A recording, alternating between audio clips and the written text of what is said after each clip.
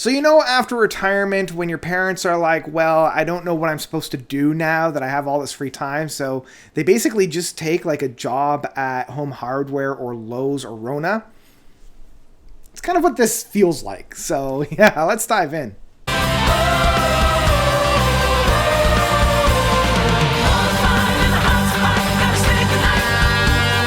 SiX self-titled debut album. That's a fun thing to say.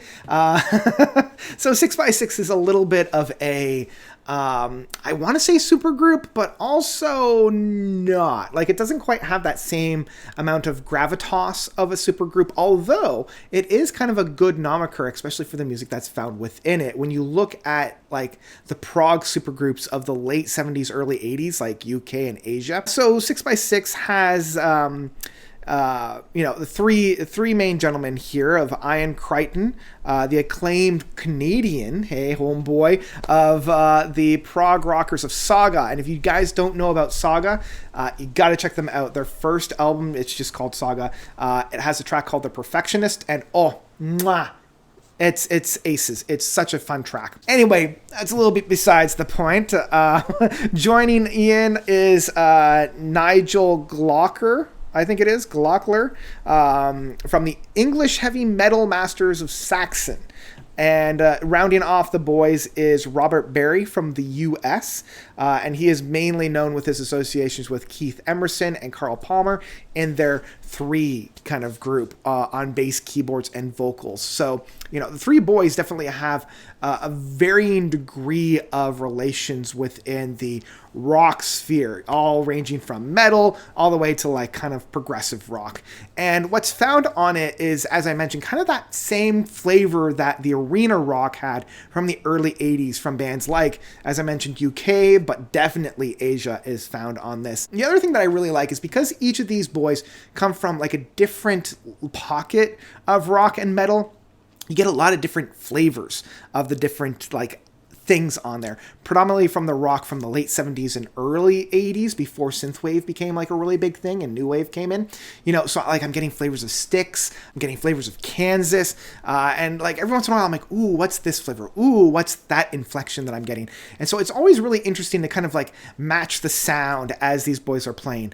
The other thing that I really enjoy about this album is the energy that these three individuals are bringing to the table. Like, it never is lackluster, it's never boring, and it never really sits still. It's that kind of arena rock that really drives up the energy. It makes you want to get up and go. And that's found right within the first track of Yearning to Fly, and you can definitely see like each prominent member on here is given the space to really do what they want to do. You have very meaty synthesizers, really prominent guitar works, and just a powerful drumming so that each individual has their own little moment to shine, and they're never overshadowing one another. Like, it never feels like they're fighting for the microphone. All three hands are on the wheel and they're all steering in a very distinct direction. And it's just kind of fun. Like, each of these tracks have a varying degree of powerhouse on it. Yearning to Fly has this really driven approach to it. China has this much more of a chugging, much more of a metal inflection at times on there. And Reasons to Feel Calm Again feels like a Pink Floyd track that they would have done on Momentary Lapse of Reason. The very prominent guitar synth sounds that are coming from this, it's not quite as bombastic, but it still has that really big sound on it. You can see that like these three guys have been in the music industry for a long time, so they definitely know what works and kind of leans directly into it. I feel like this is very prominently rooted in that 80s rock, especially the Upside of Down feels very much like that arena rock, that very powerful, very big, very energetic track. We've got a lot of those synths on there. So, they're using the synths as extra flavor rather than like what the synthwave was going to be doing later on, where it was like basically the main dish. So I like the fact that the Upside of Down still has that really big and powerful sounds around it. And closing off the first half of the album, we have Casino, which sounds a lot more like the modern prog stuff that we would get within like the retro prog aspects, specifically within like a Spock's Beard or a Pattern Seeking Animals kind of a flavor. It has that kind of inflection, like it's still very big, very powerful, but it's not quite leaning on that kind of big stadium arena rock that we would have, and a lot more of that kind of looking to the past to try to fill out things in the future. The second half of the album opens up with Live Forever, which is just a really short kind of guitar-led ballad, and this really shows Robert's vocal range. You know, he's able to really astute a lot of vocal prowess and a lot of vocal energy into it without being too overly dramatic or kind of losing the thread. You know, it always feels very astute of that sense. So it's probably by about the 7th track, the last words on Earth, that I feel as though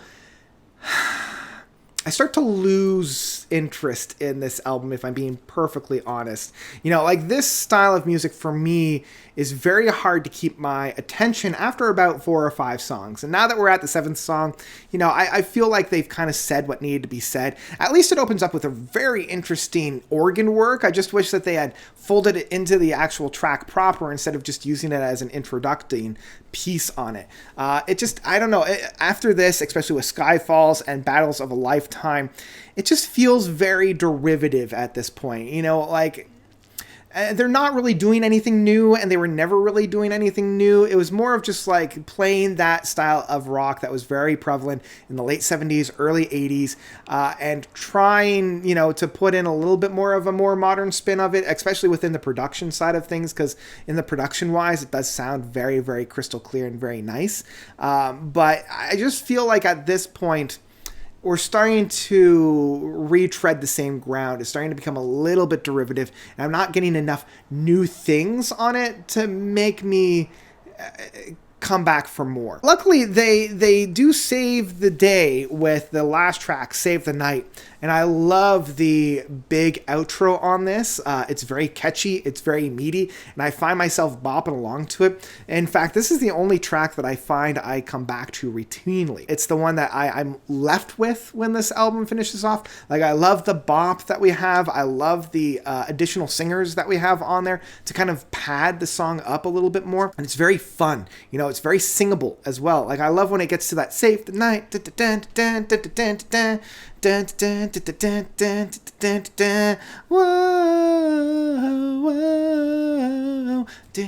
like, it's very danceable as well. It's very infectious in that sense. And I can't help but smile along as this track ends. So luckily the album does end on the highest point. I don't feel myself coming back to it as often.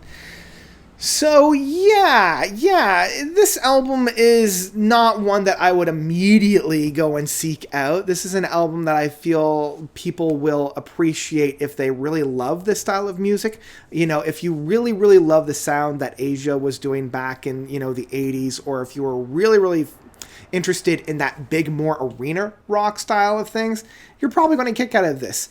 But if you're looking for something new, if you're looking for something that, you know, has a lot of meaty hooks and a lot of very memorable aspects of it, you're not really going to find it here. The only memorable track, as I mentioned, is Save the Night, the last track. So I would honestly start with that one, maybe check that one out first, and see if it connects. In the end, I will still say that SiX debut self-titled album is still one that I would stream.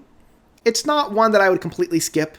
You know, like, at no point do I ever feel like I'm bored. At no point do I ever feel like, oh God, I still have to listen to it. And no track is a complete dud. You know, like, each track on here is something that I would have appreciated and enjoy.